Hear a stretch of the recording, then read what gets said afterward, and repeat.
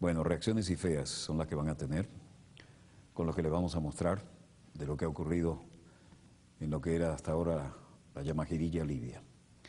La OTAN estuvo 8 meses bombardeando noche tras noche, evitando los combates. No hubo combates. Primero le hicieron desprenderse de toda su cohetería antiaérea, ¿no?, a Gaddafi, y les creyó.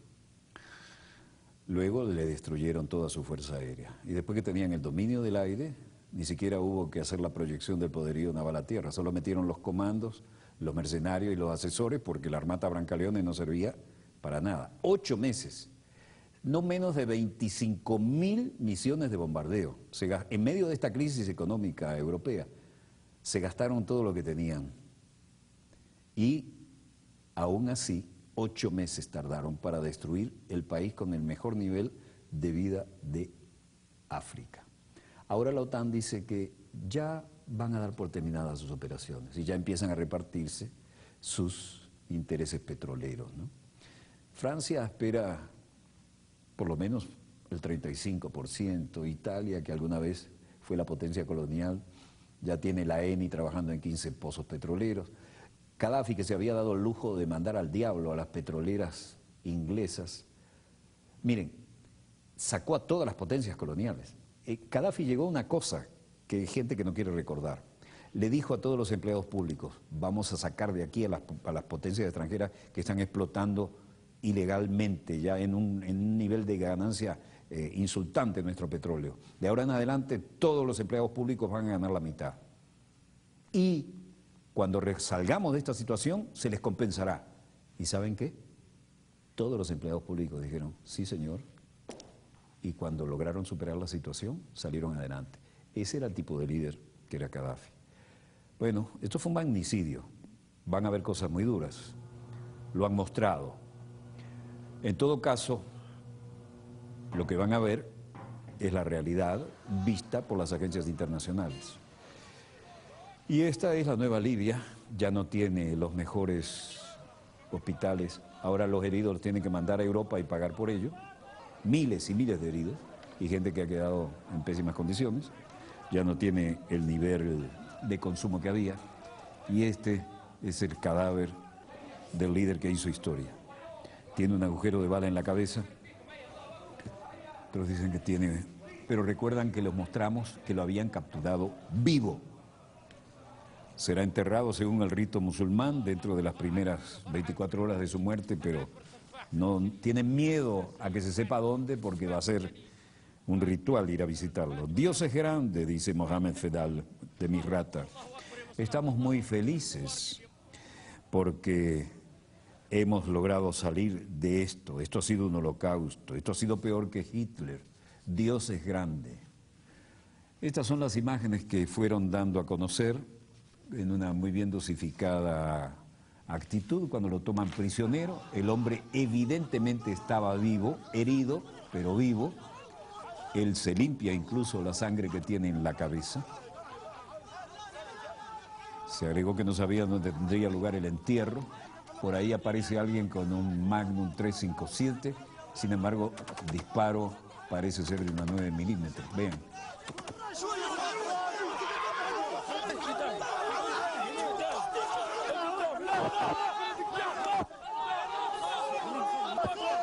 Es obvio que el prisionero está sangrando, pero está vivo y está aún sobre sus pies, aunque dijeron que tenía disparos en las piernas.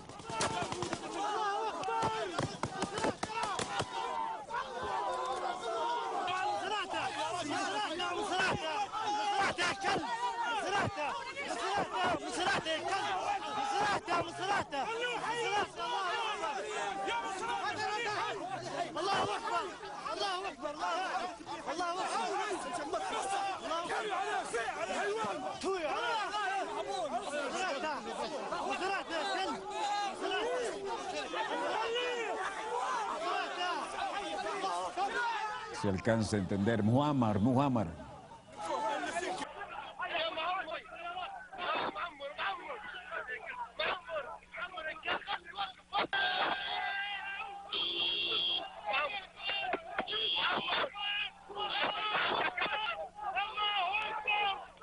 está obviamente vivo, se limpia la sangre de los golpes que le han dado en la cabeza.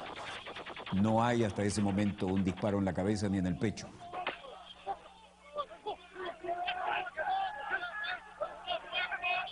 Dicen que iban en un convoy, que la aviación francesa logró parar ese convoy. Luego dicen que los estadounidenses usaron aviones sin pilotos, los drones.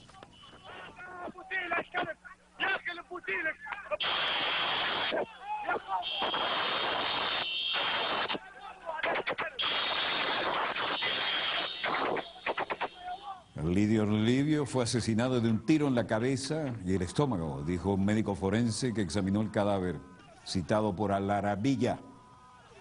Esta versión contrasta con la del vocero del gobierno, Ibrahim Musa, quien aseguró la víspera que el expresidente había fallecido a causa de los bombardeos de la OTAN y que después los disparos fueron hechos a un cuerpo inerte. Hasta ahí están mintiendo, ¿no? Identificado como Ibrahim por la cadena de noticias, según Ibrahim, el forense aseguró que Gaddafi recibió un disparo en la cabeza y el abdomen a quemarropa tras ser detenido en las inmediaciones de Sirte, su ciudad natal.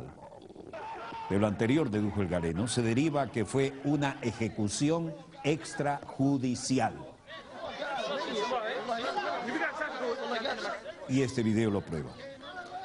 El vocero también aparecieron algunos de sus hijos.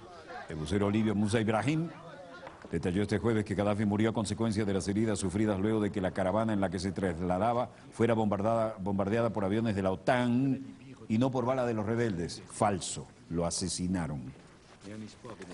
Y luego, aquel que fue tratado de payaso, devuélvenos el dinero con que te pagamos la campaña electoral porque tenemos los recibos, salió a declarar. Presidente Sarkozy dice los aliados oirán al Consejo Nacional de Transición para decidir el final de la operación en Libia. Son ellos los que nos tienen que decir si aún nos necesitan. Claro, está buscando no menos del 40% del petróleo libio.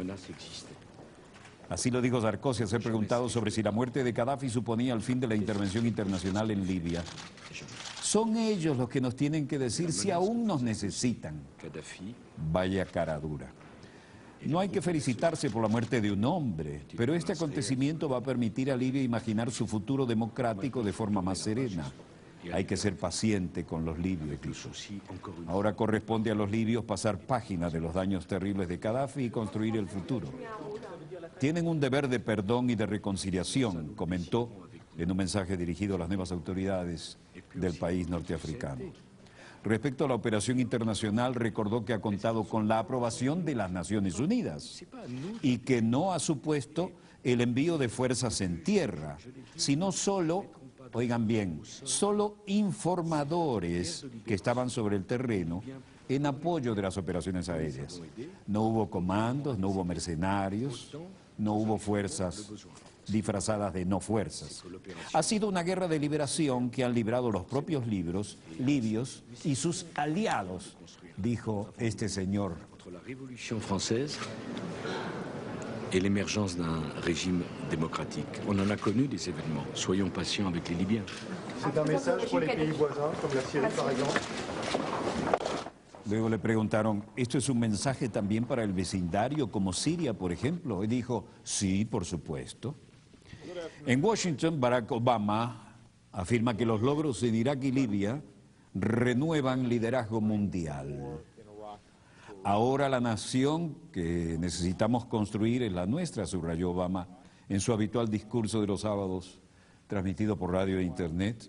El mandatario recordó este viernes que anunció orgulloso la retirada definitiva de cerca de 40.000 soldados que aún permanecen en el país árabe, lo que tras casi 9 años podrán fin a la guerra entre Estados Unidos e Irak. Habla de la retirada de Irak. Recuerdan que Saddam Hussein fue el gran comprador de armas de Estados Unidos y de Inglaterra, ¿no? Y no poca de Francia, hasta que decidieron que era el enemigo. Después de la muerte de Gaddafi, dijo el presidente, se demostró que nuestro papel en la protección del pueblo libio es para ayudarles a liberarse de un tirano y fue lo correcto. Estos éxitos son parte de una historia más amplia.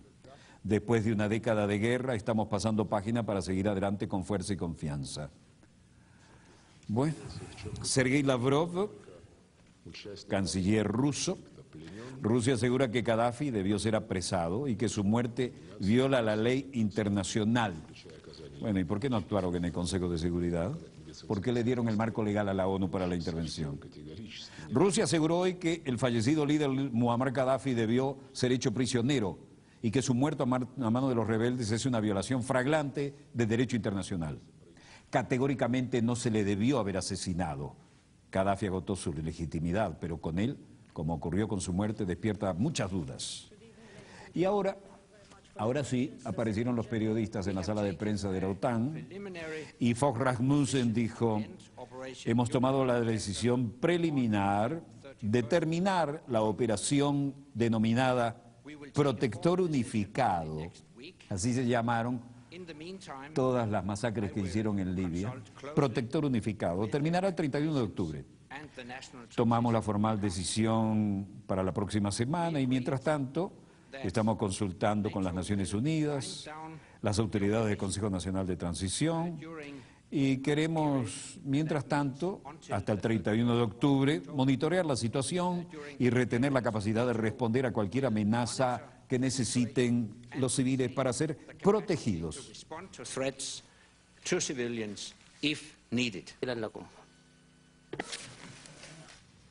Bueno, no había tantos periodistas al final, ¿no? Pero la toma ayudaba. El secretario general aseguró que la decisión formal se tomará la semana que viene. ¿Recuerdan ustedes la visita a la ONU del comandante Fidel Castro Ruz, primer secretario del Comité Central del Partido Comunista de Cuba en ese entonces? Y había dicho: queridos y entrañables amigos, primero que todo debo pedir excusas por el calor olímpico que tenemos esta noche. Habló luego, recuerdan que tapó con un pañuelo la jarra que estaba allí. Luego otra que llenó a plenitud la sala de las Naciones Unidas fue la presentación del comandante presidente de la República Bolivariana de Venezuela, cuando habló de que aquello olía a azufre en su discurso ante la organización el 20 de septiembre de 2006. Respondió con contundencia al presidente Bush, denunció las políticas del gobierno estadounidense. Excelencias, jefes de Estado, jefes de gobierno y altos representantes de los gobiernos del mundo. Yo creo que los primeros ciudadanos que deberían leer este libro son los ciudadanos, hermanos y hermanas de los Estados Unidos. Porque la amenaza la tienen en su propia casa. El diablo está en casa, pues. El diablo, el propio diablo está en casa. Ayer vino el diablo aquí. Ayer estuvo el diablo aquí.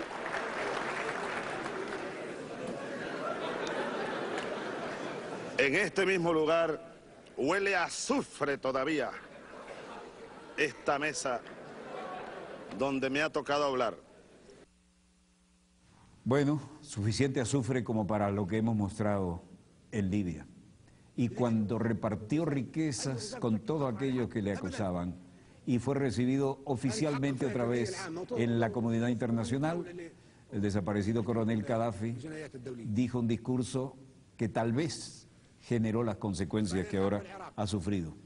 Dijo demasiadas cosas que no estaban tampoco acostumbrados a oír ahí.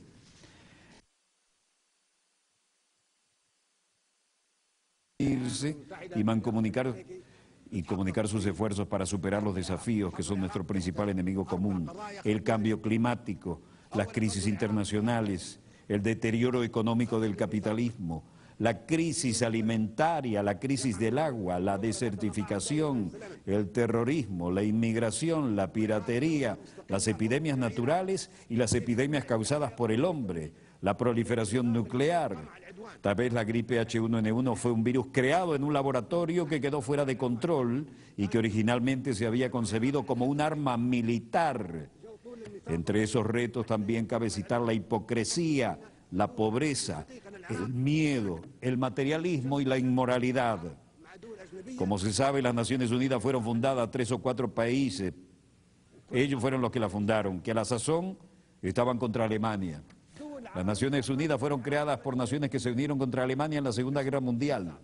Constituyeron un órgano denominado Consejo de Seguridad, que convirtió a esos países en miembros permanentes y le otorgó el derecho de veto. Nosotros no estábamos presentes en ese momento. Las Naciones Unidas se configuraron de acuerdo con esos países que tenían la intención de que nos sumáramos a los planes originales. Esa es la esencia real de las Naciones Unidas cuando se fundaron hace más de 60 años. Eso sucedió en ausencia de unos 165 países a razón de 1 a 8.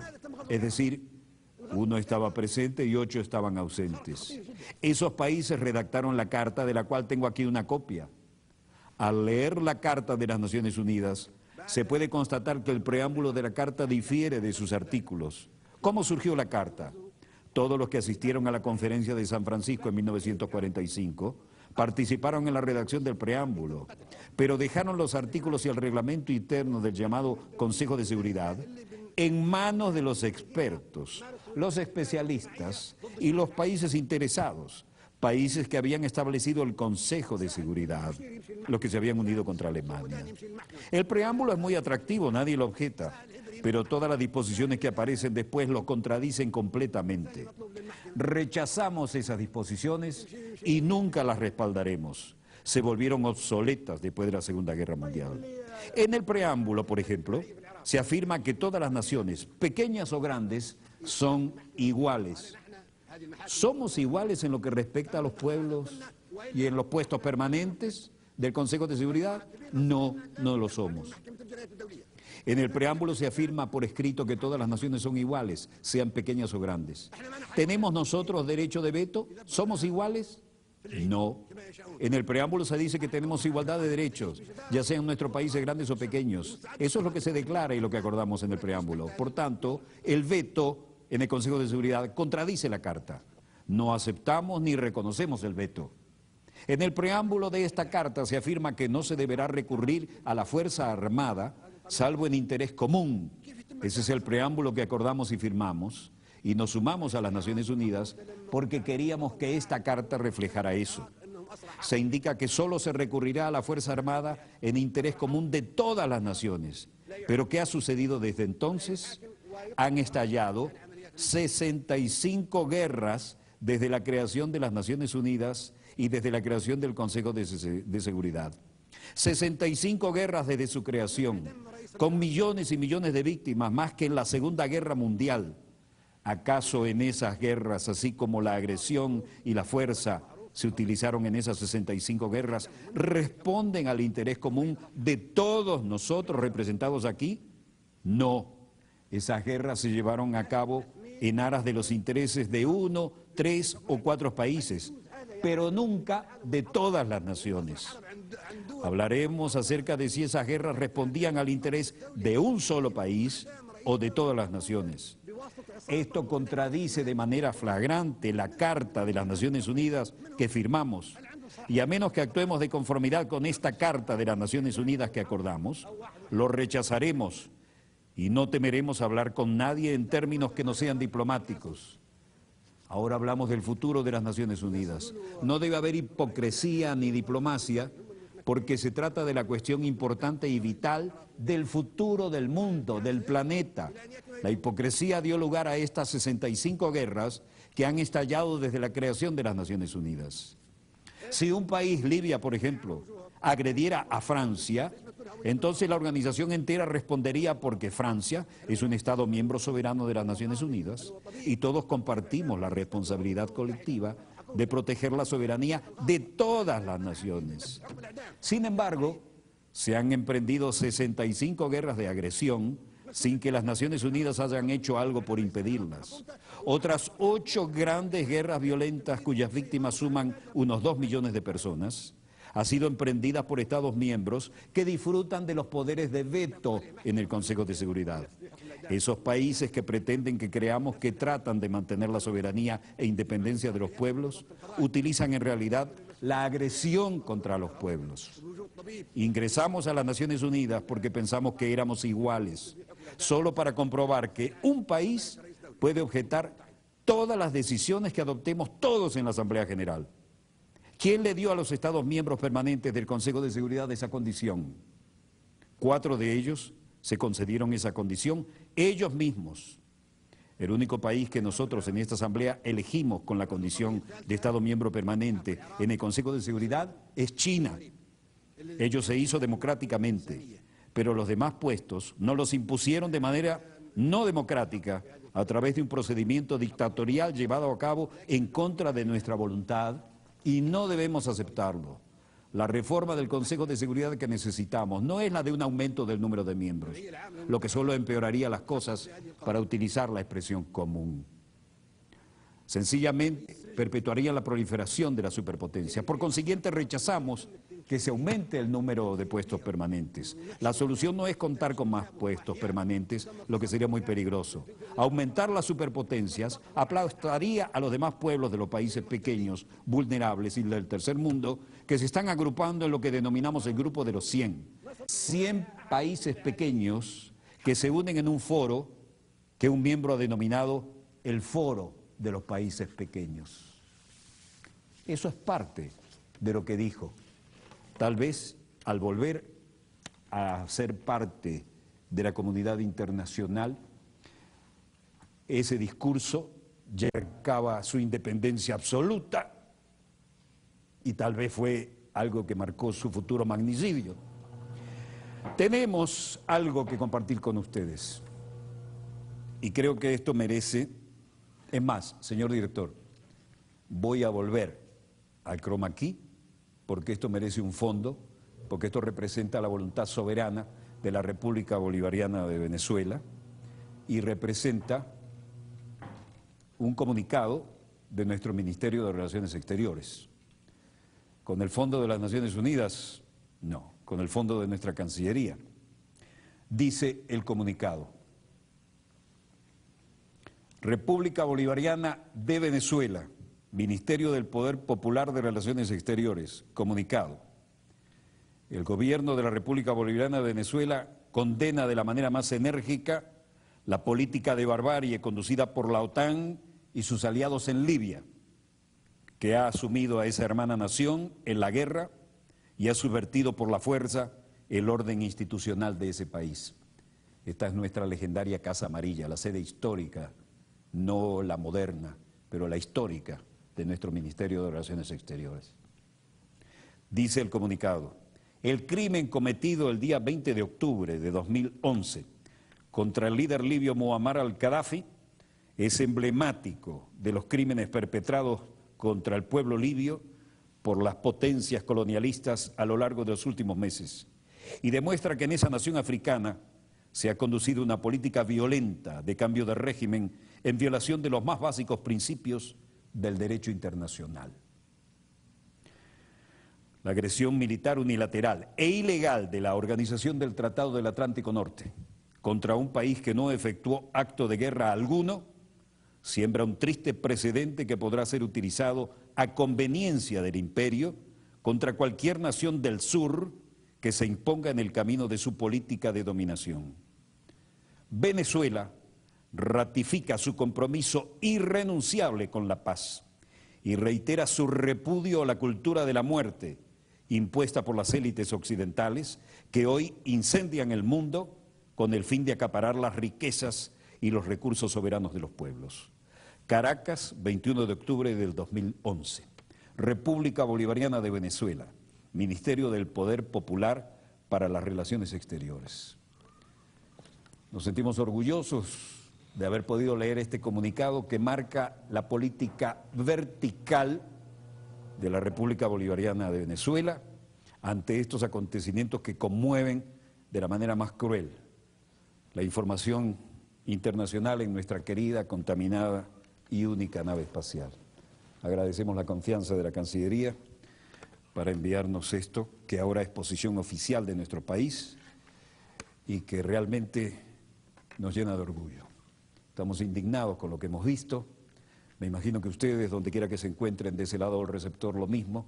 Hemos recibido llamadas de todo el planeta y agradecemos mucho las que han llegado de Europa, donde nos dicen que se enteran de lo que ocurre en Europa por nosotros. La hermana Telesur y Venezolana de Televisión estará siempre dispuesta a cumplir con esta labor. Volveremos el lunes, Dios mediante, cuando nuestra querida, contaminada y única nave espacial haya dado 3 vueltas sobre su eje imaginario y estemos aquí para contarles la pequeña gran historia de las próximas 72 horas.